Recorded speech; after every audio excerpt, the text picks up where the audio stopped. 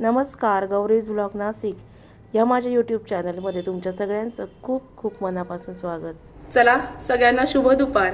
आणि आजचा जो व्हिडिओ मी तुमच्याबरोबर शेअर करणार आहे तो म्हणजे डिंगऱ्यांची भाजी. डिंगऱ्या मिळतात बघा बाजारात, खूप अशा छान डिंगऱ्या आलेल्या आहेत कोवळ्या कोवळ्या. तर त्या डिंगऱ्यांची भाजी कशी करायची हे आज तुमच्याबरोबर शेअर करणार आहे. सोपी रेसिपी आहे. बरेच दिवस मध्ये मध्ये माझे व्हिडिओ आले नाहीत कारण मुलांच्या वार्षिक परीक्षा चालू आहेत, त्यांचे अभ्यास, त्यांचे ट्युशन्स, याच्यामुळे जरा शेड्यूल टाईट होतं म्हणून व्हिडिओ काही एवढ्यामध्ये मी पोस्ट केले नाही. आता रेग्युलर व्हिडिओ येत जातील. तर आज अगदी सोपी रेसिपी तुमच्याबरोबर शेअर करणार आहे. तर ती डिंगऱ्यांची भाजी कशी करायची हा व्हिडिओ स्किप न करता पूर्ण बघा. बघा चला, आज आपण डिंगऱ्यांची भाजी करणार आहे. डिंगऱ्या हा शब्द तुम्हाला नवीन वाटत असेल कदाचित, पण ह्या मुळ्याच्या शेंगा असतात. आपला मुळा जो असतो त्याच्या शेंगा असतात. हे बघा अशा पातळ पातळ आणि कोवळ्या घ्यायच्या. अशी डिंगऱ्यांची भाजी आपण करणार आहोत. आणि ह्या निवडायच्या कशात, याचं मागचं आणि पुढचं जे टोक आहे हे काढायचं. हे बघा मी तुम्हाला दाखवते. हे असं टोक जे आहे हे मागचं वाळलेलं हे काढून टाकायचं आणि पुढचं टोक थोडंसं काढायचं.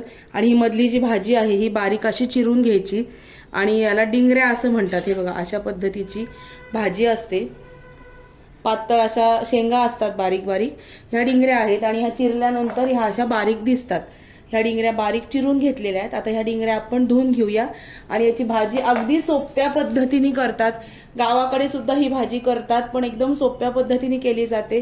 ती कशी करायची ते तुम्हाला दाखवते. ह्या डिंगऱ्या आपल्या पोहे ज्याच्यामध्ये भिजवतो त्या रोळीमध्ये स्वच्छ धुवून घेणार आहोत आपण.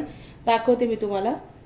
हे बघा त्या डिंगऱ्या ज्या आहेत ना, ह्या आपण पोहे ज्याच्यामध्ये भिजवतो त्या रोळीमध्ये छान घ्यायच्या आणि व्यवस्थित छान 3 ते 4 पाण्याने धुवून घ्यायच्या. हे बघा या रोळीमध्ये अशा धुवून घ्यायच्या. आणि मग भाजी कशी करायची ते तुम्हाला दाखवते. चला बघूया.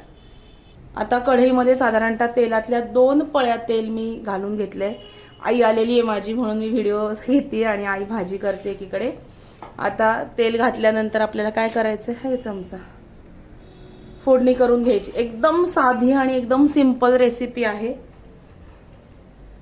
फोडणी करून घ्यायची. मोहरी, हिंग आणि हळद. आणि या भाजीला फक्त तिखट लागतं. कोणी कोणी याला दाण्याचं कूटही लावतं, पण ही भाजी अगदी साधी छान लागते. एकदम सोपी भाजी आहे आणि साध्या पद्धतीने तुम्हाला दाखवते. अगदी भाकरी बरोबर, म्हणजे गावाकडे ही भाजी तर नुसती तेलावर परतून तिखट घालून लगेच ते लोक खायला बसतात.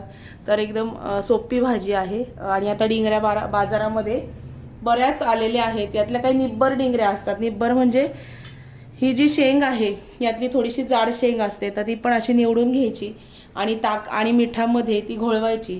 ताक, मीठ, धणे जिऱ्याची पूड असते ना ती एकत्र करायची, त्यात त्या घोळवायच्या आणि छान उन्हामध्ये वाळवायच्या आणि नंतर तळून घ्यायच्या. खूप छान अशा कुरकुरीत त्या डिंगऱ्या लागतात. आता फोडणी झाली की आपण भाजी परतवायला टाकूया.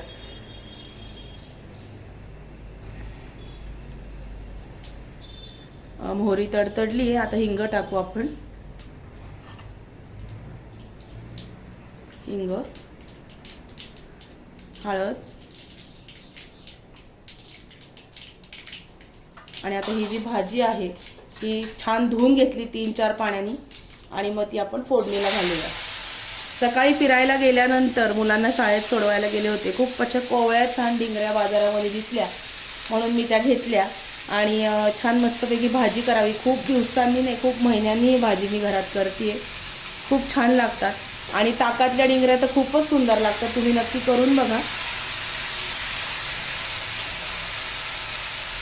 भाजी छान हलवून घ्यायची आणि पटकन शिजते. कोवळ्या अशाच डिंगऱ्या बघायच्या. खूप जाड डिंगऱ्या जर घेतल्या तर ते दाताखाली येतात. अशा कोवळी डिंगरी बघायची आणि मगच त्या अशा डिंगऱ्या घ्यायच्या.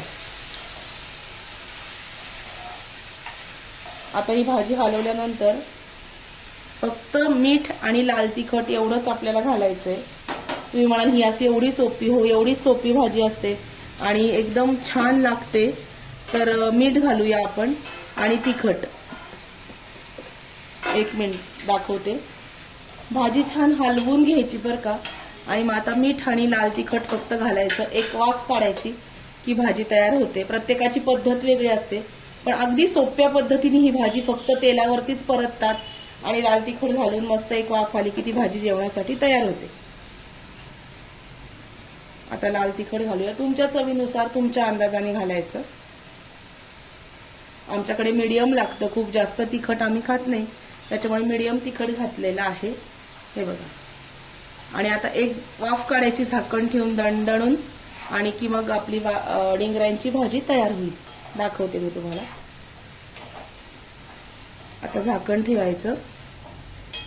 छान हलवल्यावर 5 मिनिटात वाफ येते, कारण की डिंगऱ्या एकदम कोवळ्या आहेत, त्याच्यामुळे भाजीला 5 मिनिटात वाफ येते आणि आपली भाजी तयार होते. आणि वाफ आल्यानंतर बोलते तुमच्या बरोबर. आपली भाजी तयार आहे. पटकन शिजते, कारण डिंगऱ्या एकदम कोवळ्या होत्या, त्याच्यामुळे ही भाजी पटकन शिजते. ॲज युजल आम्ही आता लगेच जेवायला बसणार आहोत, त्याच्यामुळे ही भाजी मी परत कशामध्ये काढणार नाहीये.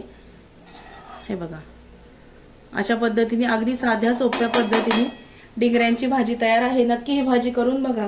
रेसिपी आवडली असेल, आजचा व्हिडिओ आवडला असेल तर व्हिडिओला लाईक करा, शेअर करा, सबस्क्राईब करा. भेटूया अशाच नवीन व्हिडिओमध्ये नवीन विषयाबरोबर उद्याला. तोपर्यंत स्वतःची काळजी घ्या. Bye bye, take care.